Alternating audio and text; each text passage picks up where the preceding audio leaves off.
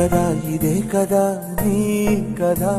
ముగింపులేనిదై సదా సాగదా ఇదే కదా నీ కదా ముగింపులేనిదై సదా సాగదా